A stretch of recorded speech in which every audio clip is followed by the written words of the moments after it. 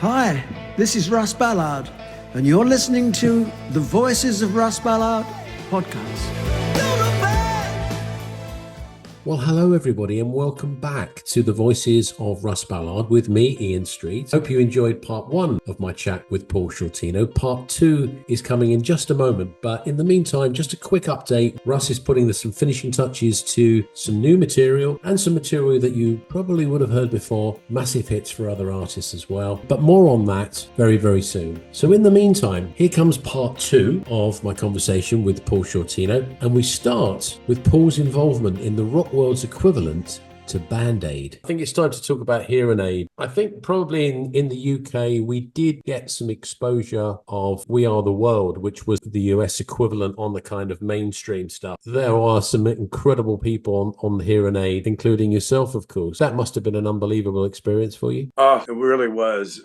Neil Sean on guitar. Yeah. George Lynch, the guys from Iron Maiden, Carlos Cavazo, just the guitar players. Yeah. Brad Gillis from Night Ranger. Yes, Brad Gillis. George Lynch. I'm cheating because I've got them all written down. Yngwie Malmsteen is the full Yes, set. Yngwie, as the guy in Spinal Tap were there too. Yeah. They go Yngwie J. Malmsteen, because there's Yngwie Malmsteens that are playing here today.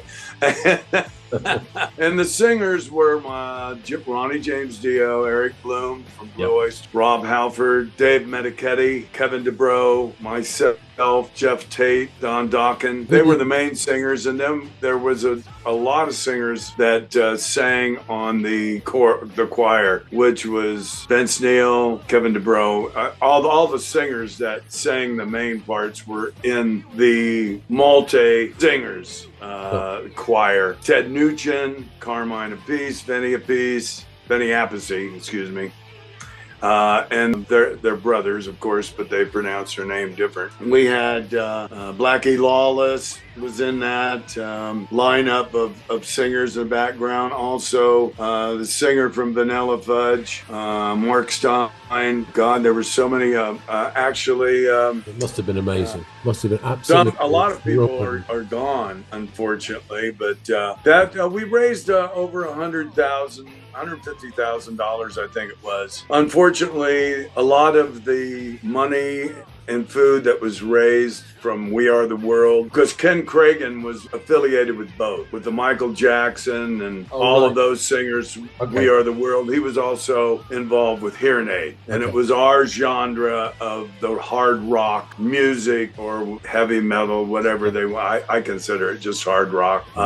Involved, Ken Cragen was also involved in that. So a lot of that food that we raised for both those events, and probably even Band-Aid with Bob Geldof and all that. A lot of the food was, because the governments are so crooked all over the planet, especially in Africa at that time, a lot of it went bad. They wouldn't let it off the boat. They wanted, they wanted a certain amount of money, because governments, unfortunately, they don't look out for the people. No. Even though they're supposed to. I think the world would be a better place if we helped others help others. That's what I think. That's, I've always had people go, hey, why are we here? Why are we here on the planet? And my answer is always to help somebody else, pay it forward. We're here to help others, help others, help others. Until you made a really good point, though, Paul, about sort of what money could have been used for is maybe around infrastructure. And I think the phrase you used, which I thought was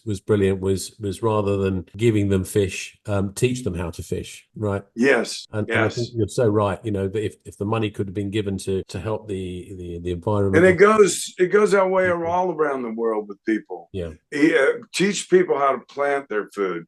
Teach people how to grow their own food, fish for their own food. Yeah. A handout is just a Band-Aid. But before we leave Hearing Aid, if anybody wants to listen to Paul's part in that, the lyrics that he sings is, and all we want to touch a rainbow, forever we will shine. So if you want to have a listen to Paul's part in that, I'll see if I can sneak it on here.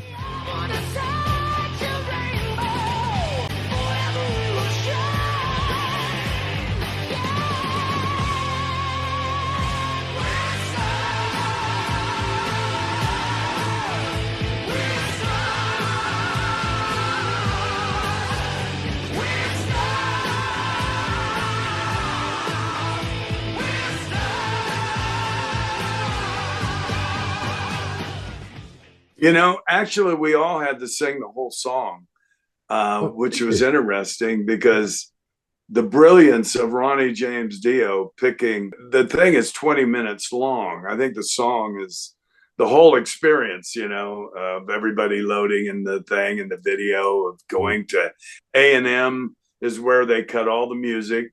Yeah. And they cut all of the background vocals. And then at Rumbo Studios, which was owned by Captain and Tennille, is where we did the single vocals. And my part was, and we all need to touch a rainbow. And we all want to touch a rainbow. And the other one, and we will get a shine. Yeah.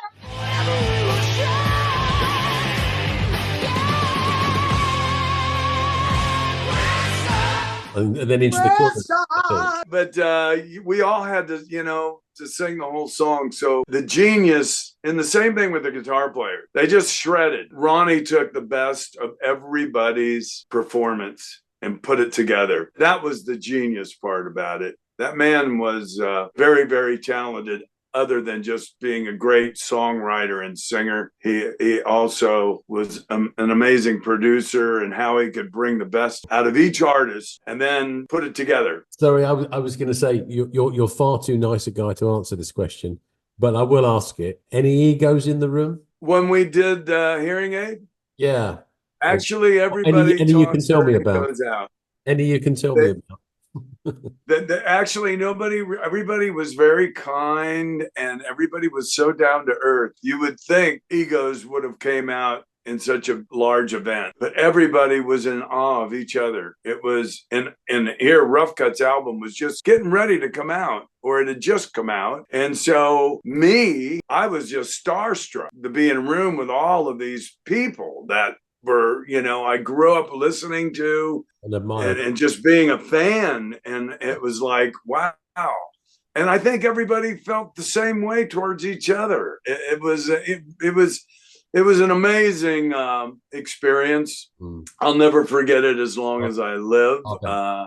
Okay. Well, you deserved it was awesome. You deserved it, and I'm glad you've got those memories. I'm going to jump forward a little bit. And really, I've got a question about Shortino. The albums that are out there are It's About Time, 1997. There was a live album called Book, Toured and Released, which includes, here come the songs again, Take Her and Dress to Kill.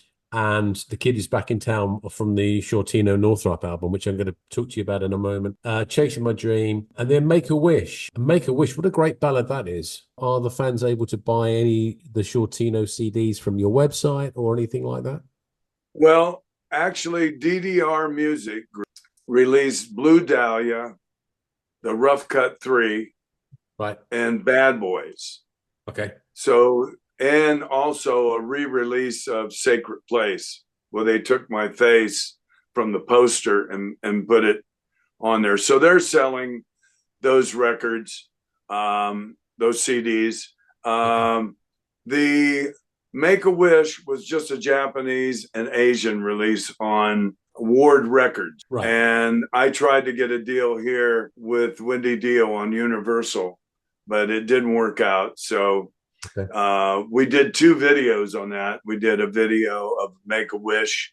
The album Make-A-Wish, I titled that because I was wishing that COVID would go away. Yeah. It came out on April 24th and COVID hit. So the record never got the chance to do some great stuff on there. There's a lot of good people on that record. Doug Aldridge played on that. Marco Mendoza from Whitesnake. We just had a lot of guests on that record. And not to mention Carrot Top did the video, Send in the Clowns. Send in the Clowns, and also Make a Wish. The video was done with a magician here with his lady. We did a video. And the guys that we did it at Danny Coker, who has a show called Counting Cars. The Northrop and Back on Track. Back on Track. And Afterlife is released from an Italian record company. And they're basically released that on vinyl. So it's on CD and vinyl. What, Back on Track's on vinyl, is it? Yes, Back on Track wow. and Afterlife are on vinyl. Body and Soul, I'll give you my favorite tracks on those. Body and Soul, Bye Bye Love, and The Kid Is Back in Town, which I used in the intro. Forgotten Child is with me and Bobby Kimball. Is it? Yeah, he's a guest on that. By the way, Bobby Kimball is one of the original, if not the original singers of Toto back in the day. Very strong. Yeah, he did Hold the Line and with quite a few with them for many years. Yeah.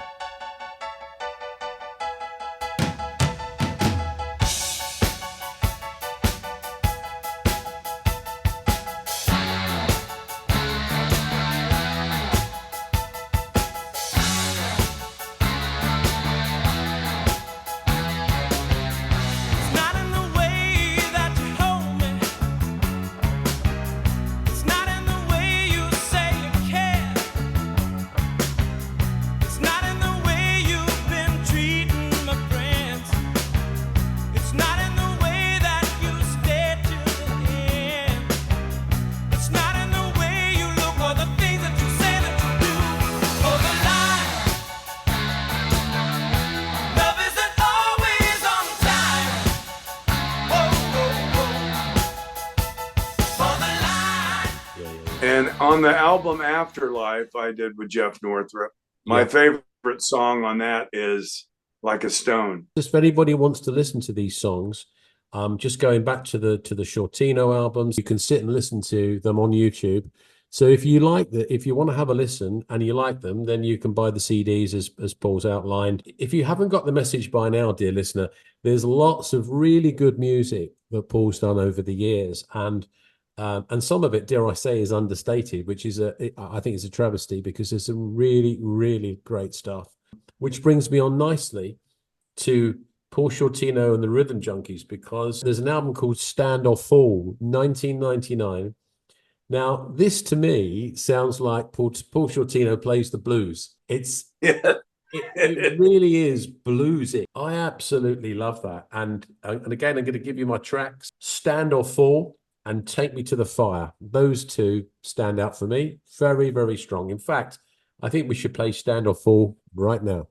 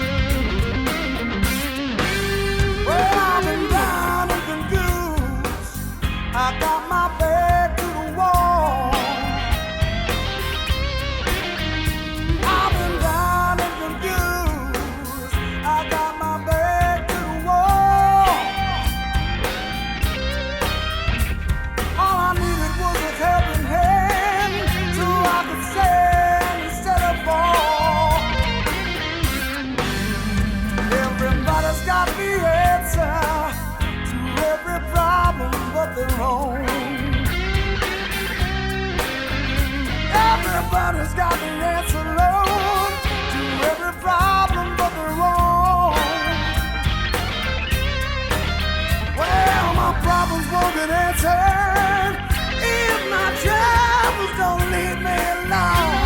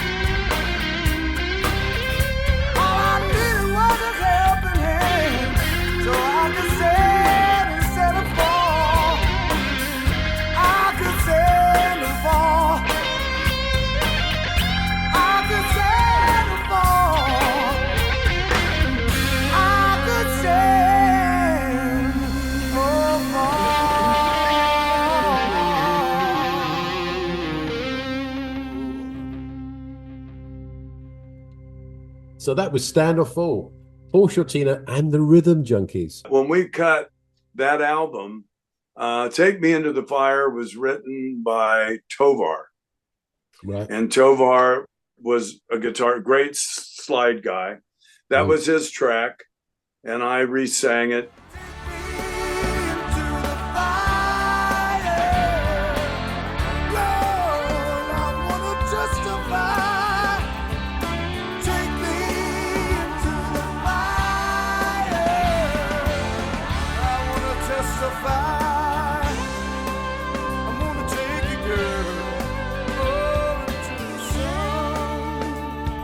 Take Me Into the Fire and There Goes Another Love was both his songs.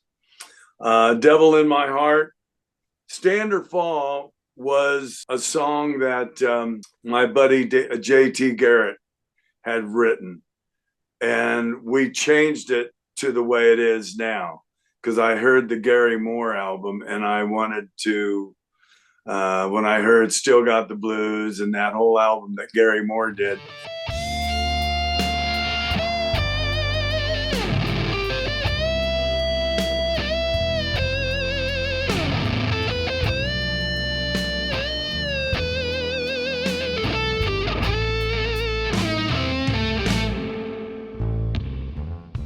We changed the music to Stand or Fall, right, and some of the lyrics and the whole groove to make it more like that blues thing.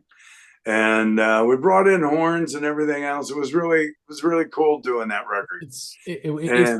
I really enjoyed listening to it because it was a total change. It was a contrast to yeah. It just like takes a total left turn for Paul Shortino. Oh, he's a heavy metal singer. Oh, he's a rock singer. Oh, no, wait a minute. He's doing blues. Yeah.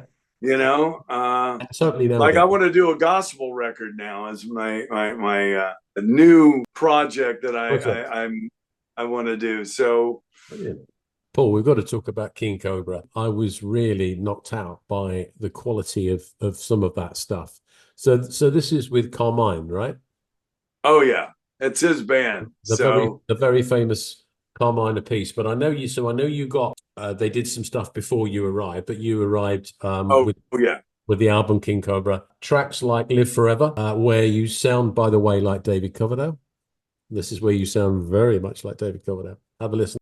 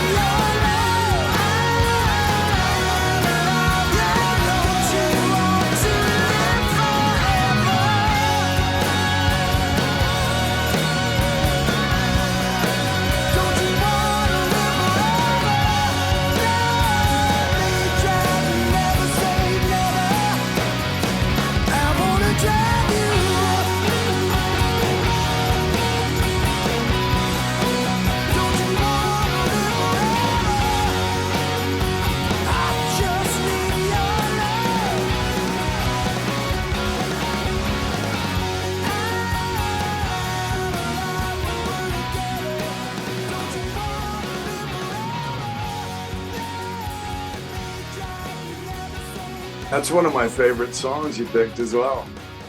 I Live Forever and Midnight Woman. They're the two standout tracks for me.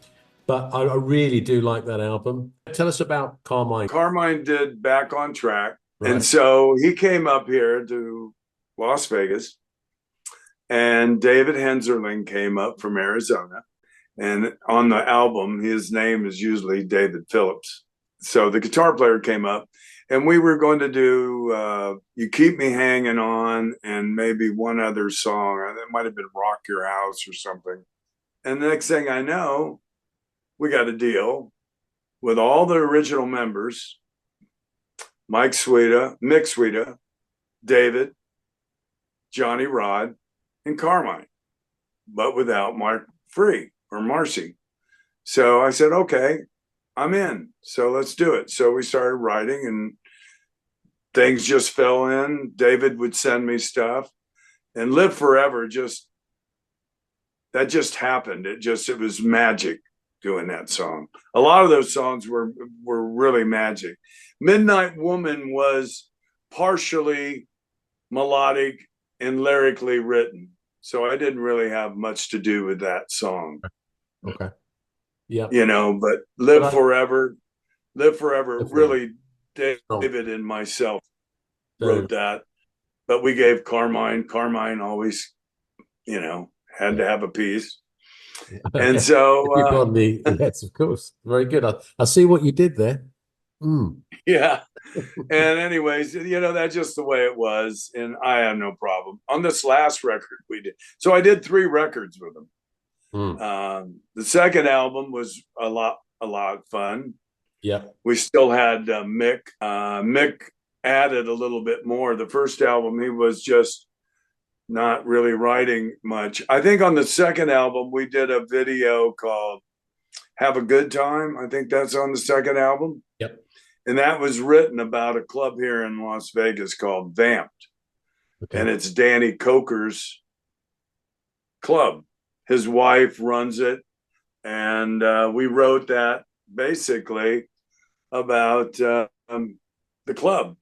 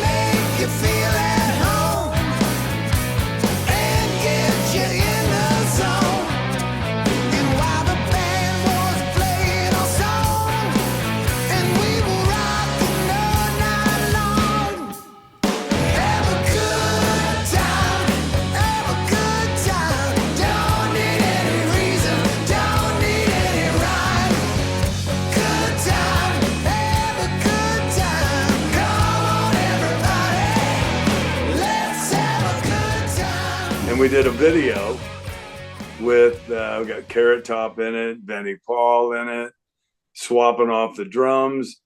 A lot of Vegas people, Murray Salchuk, a lot of Vegas performers. Gordy Brown, he's an impersonator. Right. In fact, Christopher Watkins went to see him, and Gordy sounded more like Christopher Watkins than he did. But I had people, just people that were friends in that, and it was about the club. The song is just a good old rock and roll song, I'm going to say, so with Carmine as well, just to sort of put the whole picture together. You were one of the singers with the album Sinister with Appice. Yes. And you did 4 on there, I think. Suddenly You Get Me Running, War Cry, and Monsters and Heroes, which is interesting. Monsters and Heroes was actually wrote for a King Kobra record, the second album. Oh, there you go. You see. And Carmine, well, actually, it was written for the Dio Cancer Fund. Okie dokie. Right. And it's written about Ronnie. In fact, some of the lines in the song are related to Ronnie parts. Okay. You know, I don't have the lyrics in front of me, Sure. but like, I'm the man on the mountain. So he's the man on the Silver Mountain. Silver so Mountain, yeah. I'm the man on the Silver Mountain.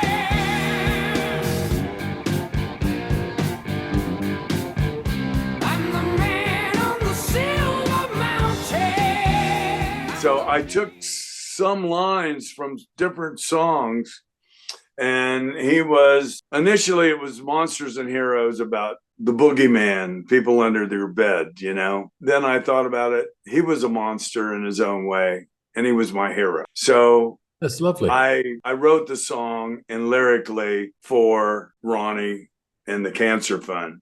And David Henzerling wrote the music. And then it ended up, Carmine didn't want to give the song up, and we were going to put it on King Kobra, the second album I did, because I did 3 albums with him. Yeah. And I believe they had 3 albums with Mark Free. Yes. Where they had hits, you know, and they had the song and Iron Eagle as well, and in the movie. So Mark and me or Marcy and me are different vocalists. So for me to sing those songs, I had to change the way I sang to sing his way.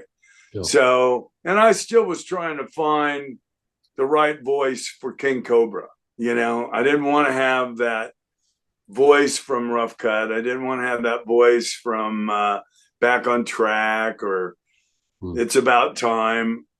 My voice kept changing and getting better, or did I want to have a rougher voice for the songs? So I was still kind of searching for it. One of my favorite tracks off of the second album, where there was supposed to be Monsters and Heroes. And then we did the video where we were doing the show Raiding the Rock Vault. That's where we did the video for the Appice Brothers album or CD. Suddenly was written by Joel Hoekstra. He sent me ideas, and I pieced them together. I kind of wish I would have left the open spaces like he would write for Coverdale. You know, there were pieces that were just left the vocal and then go into another part. And I don't know why that didn't hit me as the sing there. So I had actually rearranged his song or his musical idea, which he was happy with, and they all were happy with it, and I kind of was happy with it. It turned out better than I thought it would, but there you go with cutting and pasting pieces together, you know, to make a song. I had to cut and paste some music together before I could even get to the song, the lyrics and the melody. But I kind of wish that Monsters and Heroes, they wouldn't have used that on that album, because they're both playing drums and it's a little messy. But the original version with just Carmine on it was better, I thought, you know. And that's how that song came about. That was totally written. Well, it was totally written for Ronnie, and it was supposed to go on an album that they didn't end up doing. That's why Carmine held on to the song and then didn't want to put it on the second King Kobra album, which it was written for.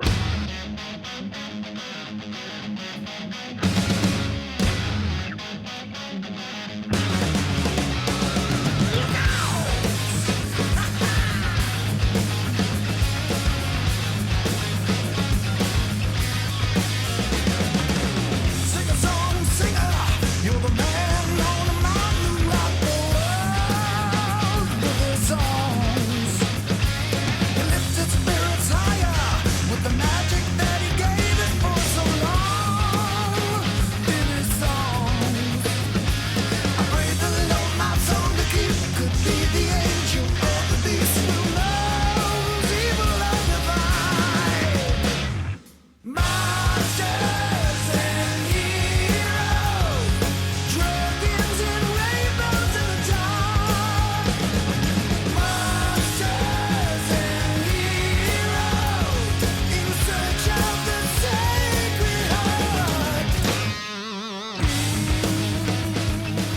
Carlos would send me almost a whole song with a drum machine, and I might have to do a few edits, but he would send me a complete song in sections. Here's a verse, here's a B section, here's a chorus.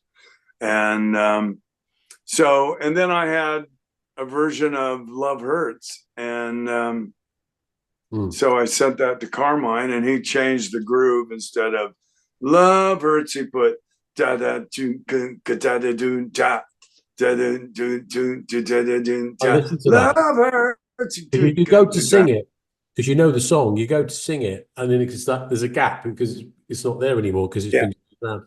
But it's a good song. It's a good song. Yeah. It's the intro. A friend of mine who passed away wrote the intro. Okay. And he says, I can't wait for any guitar player to try to figure out what I played in the intro, because he did it in different notes. He didn't do a chord. He stacked all of these guitar parts to make that intro to Love Hurts on the new King Kobra album. So that was probably be the last King Kobra record, because it took a year to make during the COVID, and it just was a lot of work for the money that was offered. And like I said, I want to do a gospel record. I kind of want to give back to my creator. Yeah, and I could see you doing that, and you suit your style, and you'll absolutely nail that. I've got one last thing before we do some fun questions that I want to ask you about, which is the Burn the Earth album. Burn the Earth. That was with Michael Kosin.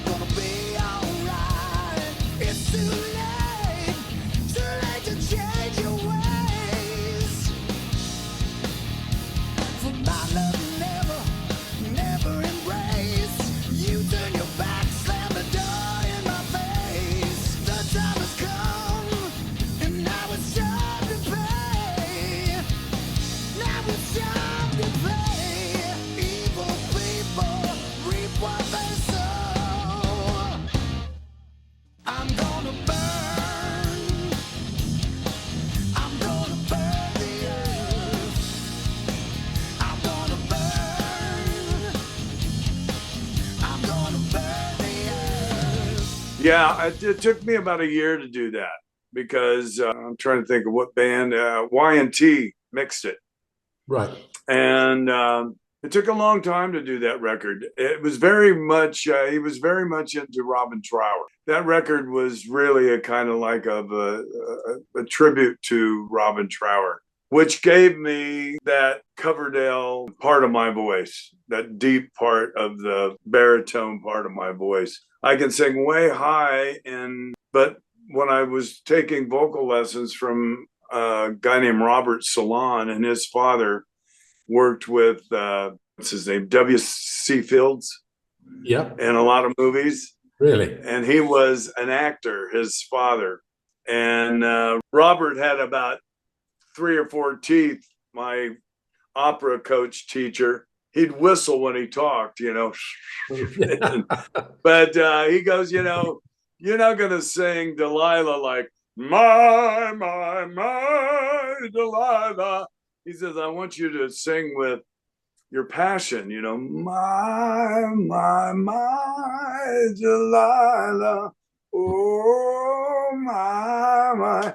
He said, so he taught me a lot about, different stages of the voice. I have a high head voice. I don't have much of a falsetto, and people would think, how come you don't use your falsetto? Because I just got a really high head voice, so I use the head voice more. But that record was a lot of fun to do, Nice album. Really nice album. I thought I'd mention it because it's really good album. A record I did with Michael Voss, Chasing My Dreams, was he programmed all the drums. You would never know that the drums were programmed. There's a song on there called Missing, and we've used it for dog, and it was written for children that were, are put into the sex trafficking. And what a great song. It put me in my low register, that I didn't really feel comfortable to.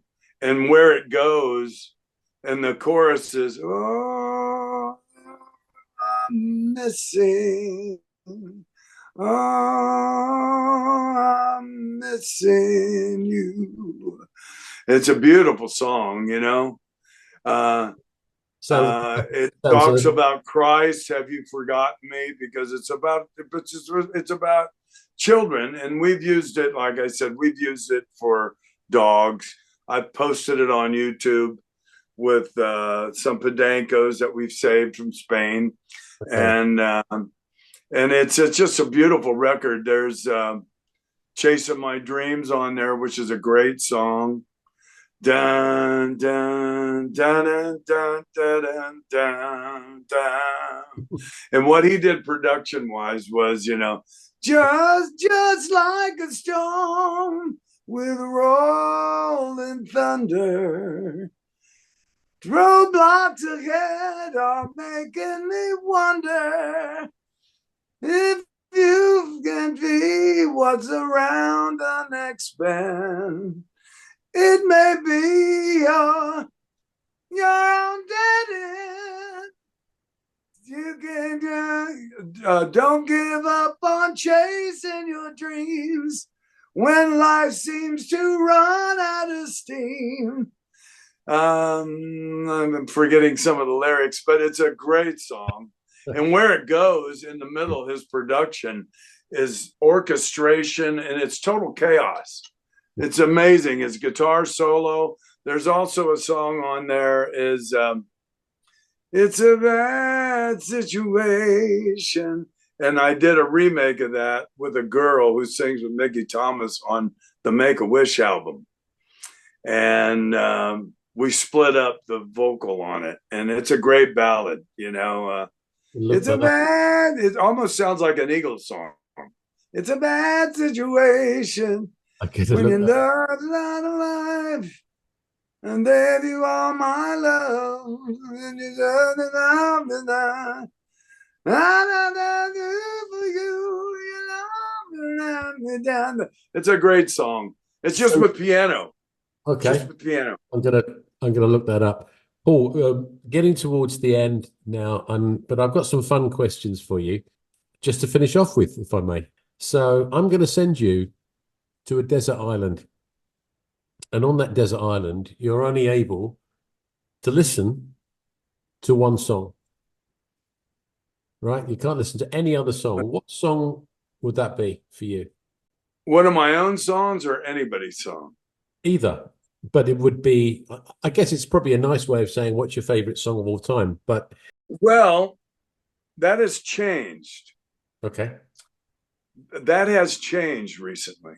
When doing Rock Meets Classic, Russ Ballard gave me chills every night when I heard him sing Magic. And if I had any song that I wanted to listen to on an island, that's lovely. It would be his version, no one else's version, of singing Magic.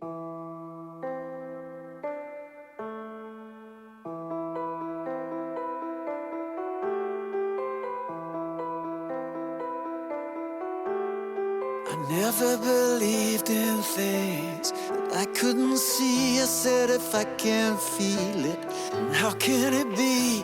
Oh no, no magic could happen to me.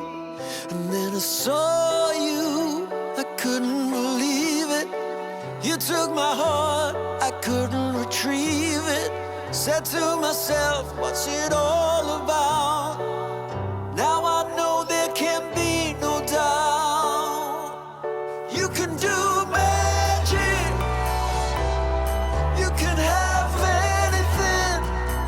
you desire magic, and you know you're the one who can put out the fire. You know darn well when you cast your spell, you will get your way. When you hypnotize with your eyes, a heart of stone can turn to clay. Do do do do do do do do do do do do do do do do do do do. And when the rain is beating upon the window pane, and when the night it gets so cold, when I can't sleep, again you come to me.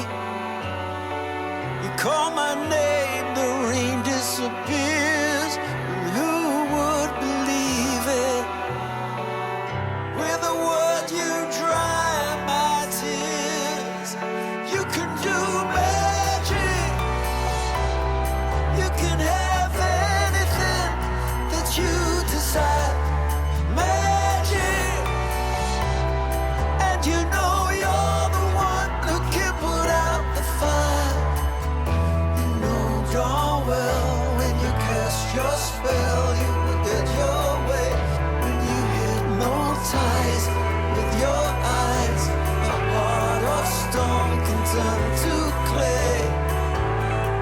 Do do do do do do do do do do do do do do do do do. If I wanted to, I could never be free. I never believed it was true, but now it's so clear to me.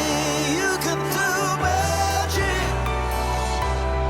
You can have anything that you desire. Magic. And you know you're the one who can put out the fire. You know darn well when you cast your spell, you will get your way. When you hypnotize with your eyes, a heart of stone can turn to clay. Do do do do do do do do do do do do do do do do do do. You're the one who can put out the fire. You're the one who can put out the fire. You're the one who can put out the fire. You can do magic. Brilliant. Well, Yes. that's a lovely answer, and one that I know somebody who will enjoy listening to that answer when he listens to this podcast. So I'm going to leave you on the desert island, but this time I'm going to be a Well, bit. there would be one other song, and you need to find it, check it out. It's on YouTube, and that would be "Chasing Your Dreams," because I think everyone wants to chase their dream. Just like a storm with rolling thunder, roadblocks ahead are making you wonder when you can see what's around the next bend. And it don't have to be your dead end. You can never give up on your dreams when life seems to run out of steam. Follow the truth that comes from your heart, 'cause every new day is a brand new start. Break through the chains that hold you where you are. That's what's stopping you from going too far. When push comes to shove, it's time to dig in, because there is no battle that you cannot win. So now I'm going to be a bit kinder to you on the desert island, and I'm going to ask you. I'm going to say to you, Right. Okay. I'll let you have an album this time. So instead of just one song, you can have your own favorite album. What album would that be? Oh gosh, let's see. That's a tough one. The album Burn was really, really good. My favorites, yeah. Maybe the second album of Led Zeppelin, Seeing How My Son Was Born to a Whole Lot of Love. Okay. Right. So because of that, I would say Led Zeppelin's second album. Brilliant. With Whole Lot of Love, Ramble On's on there. That's a great album. Yep. Okay. And my final fun question, which is my favorite. I'm going to allow you to have a dinner party. Okay. And you can invite 4 guests to that dinner party. And what I'll do is I'll be your waiter for the evening. I'll serve all the drinks, all the food's on me. But you can choose 4 people, either alive or dead, that you would like to have at that dinner party alongside you to enjoy yourself. So 4 different people. 4 people that I would have would be Russ Ballard. Excellent. Good choice. Absolutely. Well, we had dinner together before. Robert Hart. Right. Okay. I think Midge was with us, wasn't he? Yeah. That evening, yeah. Yeah. Midge yeah. Now that's 3, right? That's 3. And the 4th, can it be a lady or? It could be a lady or a man, or whatever you decide. We had such a family at on Rock Meets Classics. Do they have to be rock stars? They don't have to be rock stars. No, not at all. Okay. People have picked I don't know, boxers, Muhammad Ali, or they've picked trying to think the guy who invented Apple, Steve Jobs, or created right. That kind of thing. I think Leon Spinks was a good friend of mine. Okay.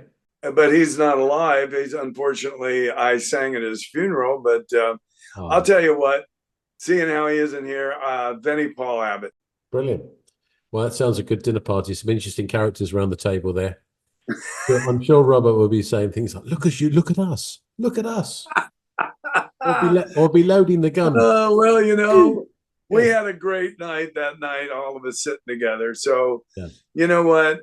To me, we're like family. We all were like-minded. We all are around the same age. And it just, to relive that night that we all went out to eat, I would love to relive that night. Yeah, that was in the Italian, wasn't it? The shopping center of all places. Probably wasn't. It wasn't a gastronomic sort of experience, but it was it didn't matter really, did it? No, it didn't. We looked and we found a good Italian restaurant, and then to top it off, Russ was such a gracious person that he treated us all to dinner, which was so kind. And it was the night after my birthday, so it was the 15th of April. That's right. So see, there you are. And you're serving. What's that? You should be sitting with us. True. Well, after you serve a few cocktails, you have to sit down and have a few with us. Absolutely. I look forward to that. So, listen, Paul, it's been an absolute privilege to talk to you today on the podcast. I did say when we were in Germany, all the artists have said that they will come on. So you're the first. And it's been an absolute pleasure to have you on. I love you like a brother from another, and thank you for having me. And God bless you and Karen. I can't wait to come and visit with you. Yeah, I got 3 days off on this 20-day engagement, so maybe that 3 days I can just booger on down and see you. Yeah. Well, you're very welcome, but I'll definitely come and try and get over to see you as well. Well, I look forward to the next part of this, which will be with Mr. Russ Ballard himself, where I'll probably just set everything up and then I'll just sit and listen to you two, because that will be, I just can't wait for that. But for the moment. Me either. Paul Shortino, thank you so much. What a proper legend. Thank you so much. God bless you, Ian. And I love your podcast. Peace and love, my brother. Wow, what a great time I had talking with the one and only Paul Shortino. Lots of fun and some great music too. I hope everyone enjoyed it as much as I did. The good news for all Paul Shortino fans out there is that we haven't finished with him yet on the Voices of Russ Ballard. I'm pleased to announce that the podcast will return very soon with Paul Shortino once more and Russ Ballard together. Basically a brilliant chat between a couple of mates, and I can tell you they are very, very big pals. So don't miss the launch of that, likely to be early October. But in the meantime, from me, Ian, thanks for listening as always. And don't forget to subscribe via your preferred podcast provider and hit the like button. It does help us. So until the next time on the Voices of Russ Ballard, all the best and take care. Hi, this is Russ Ballard, and you're listening to the Voices of Russ Ballard podcast.